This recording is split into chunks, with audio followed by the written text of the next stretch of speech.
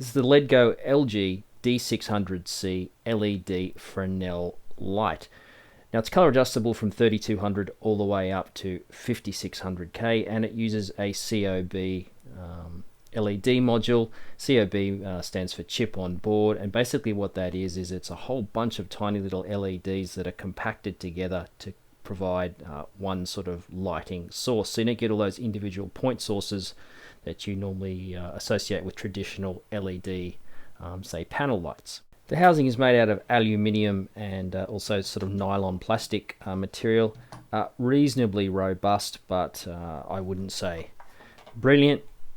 If we go over here onto the top, you'll see there's a few little things here like these. You'll see it's just a cosmetic thing, but these little covers, plastic covers that are going over the heat vents here, you'll see some of them are different sizes compared to some of the other ones, and they just feel a little flimsy. I mean, just a minor cosmetic thing, but just something that I found that annoyed me just slightly. Overall, the build quality is reasonably good. It's nice and tough and robust. What I do like on the yoke mechanism here is that they have locking features on both sides, so when you lock this down really tightly, the yoke frame does not move around.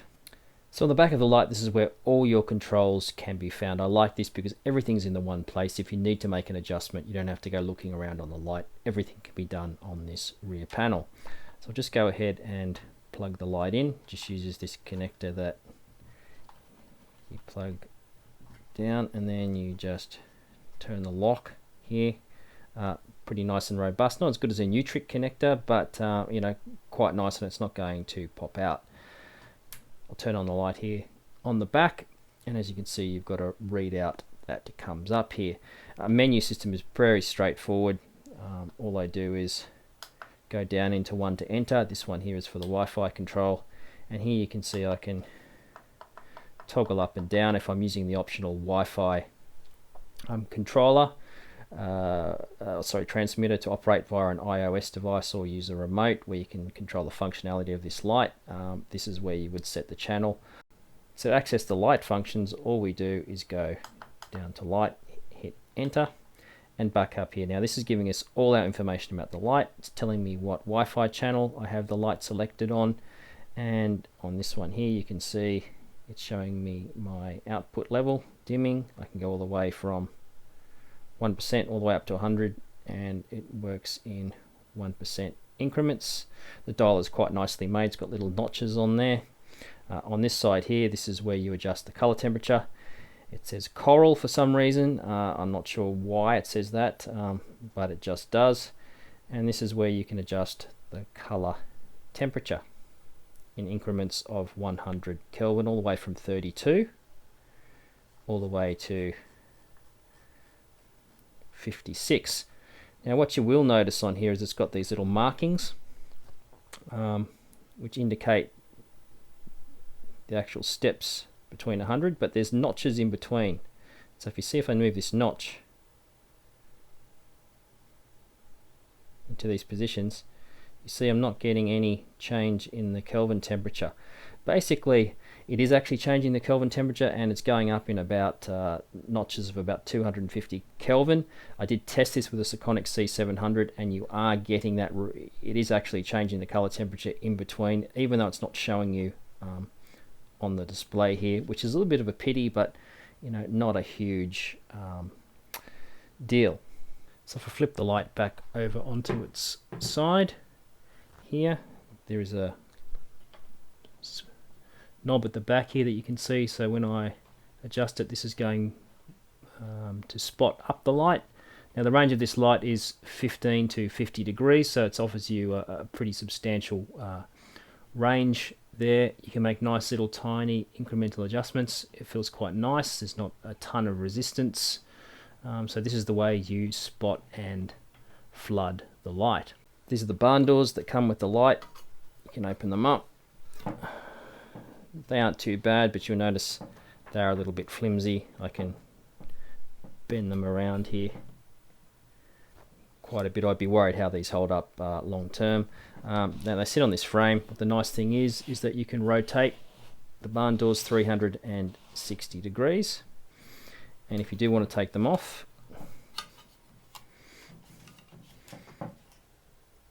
they just clip out. I'll just pull them out of here, and you'll see here's your barn doors, and here's here they've got these little grooves, so you just line it up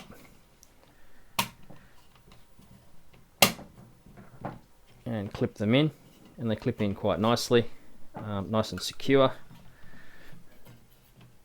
So that's how the barn doors work.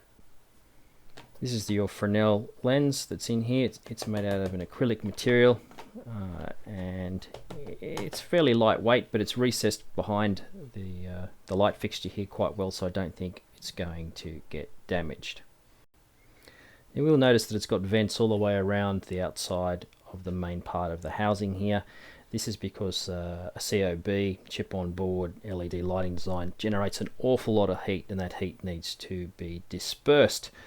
This light doesn't feature any type of fan, so it runs completely silent. It does generate heat, and that heat comes through all these vents here. You just have to be very careful after using it for an extended period of time, because the fixture actually does get very hot. As you can see, there's a little warning on here that says note high temperature, so don't touch this area. Otherwise you may end up burning your hands. Just something to note, because it doesn't use that fan, it is going to generate a reasonable amount of heat.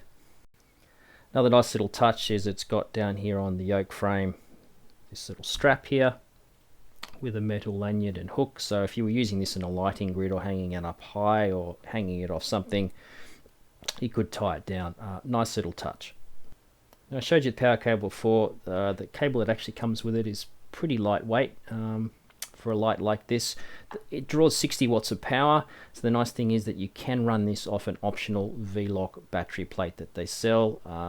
That is one of the nice points, that it only draws 60 watts. I would have liked to have seen Ledgo offer another type of battery powering solution, so maybe off a Sony NP series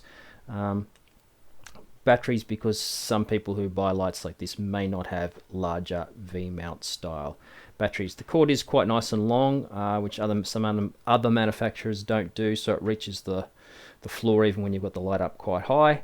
And another nice touch is that they comes with this nice bracket. So the actual AC power adapter is here, and it slots into this nice bracket, and you have the ability here to be able to tighten it around a light stand, which is another really nice little touch. You don't want anything pulling down, particularly an AC power supply, pulling tension on the cable here. Nice little addition, and a nice way to mount the power supply onto a light stand. Now this light does use a Bowens mount, so you can attach all sorts of optional accessories. There's multi-adjustable diffusing hoods that are available for this. There's also a soft box with an egg crate that you can put on there. As I mentioned earlier, there's a V-mount battery adapter. So lots of different accessories and ways of diffusing and changing the output of this light. I quite like this fixture.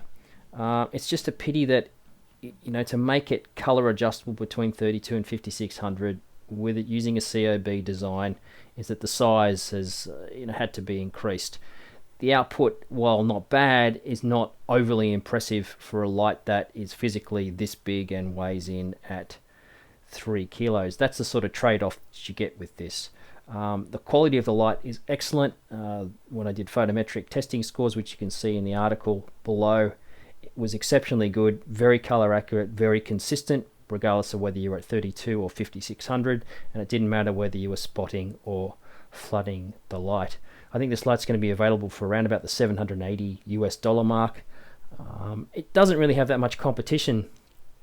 To be honest, there's not a lot of LED Fresnel style, fully color adjustable lights like this on the market.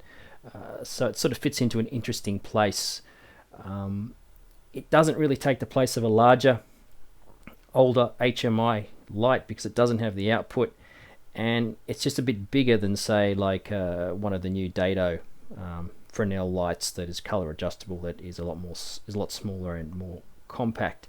So all in all, a pretty impressive light, even though it's sort of quite niche in a lot of ways. Definitely worth checking out if you're looking for something that's LED, that's new, that's Fresnel operation, that covers you for that 3200 to 5600 and produces a really nice quality of light, and most importantly a very color accurate quality of light as well.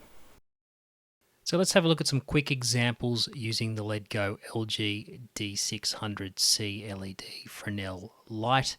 Now I've just set the light up in a standard room. There's nothing exciting or terribly interesting about this room. If you happen to be in a situation where you had to shoot in something similar, there's just some examples of different ways of using the light to create different looks in this room. It's just a very basic room with just no lights on and a simple outside window source coming in. So here's the room. The light is turned off, as you can see. A very basic room, not a lot going on. A window source coming in from the left-hand side, and I've turned the above overhead light off. So here we go. We've just got the light sort of flooded. Bit of barn door action just going down onto the bed there. I'm just framing this like this so you can see where I'm placed the light. Obviously you wouldn't shoot normally like this. Again, here we go. It's just creating a bit more light coming in there, mimicking the source that's coming from the outside and just enhancing it, looking like there's some bounce and natural light coming through those windows. Here I'm just bouncing this back straight off the wall on the far side, so it looks like a natural light source that's coming in through the windows, illuminating up the room. This one here, I've just flooded it up a bit more, the light, and you can see it's just producing a lot more light coming in. Looks like a bright sunny day outside. Here it's just bouncing straight into the roof, creating a sort of look that looks like you're getting some above lighting happening. Here I'm just bouncing this straight into the floor, so you're getting a kick. It looks like the sunlight that's coming through the window and then bouncing, reflecting back up, that's illuminating the edge of the bed. Here is another shot where I'm just lighting along the floor to create a bit more of a moody look. You can see if we punch in, you know, this is sort of looking like there could be a light source down there, like a bed light or something, for instance. Back to the original. Here, all I'm doing is I've got the light over on the far side to the right hand side, and I'm punching back as if it was a different light source again. Same thing here, but now I'm punching into the wall below the windows. Still looks very natural and still looks like the light source is coming from the window side. Here I've just dialed it up to 3200K just to give it look like a tungsten light source coming across. Here again the same thing, just punching it down into a wall. Again just angling it and spotting it up a little bit more. And finally here, this is just a completely different look with a lot of tungsten light pouring in.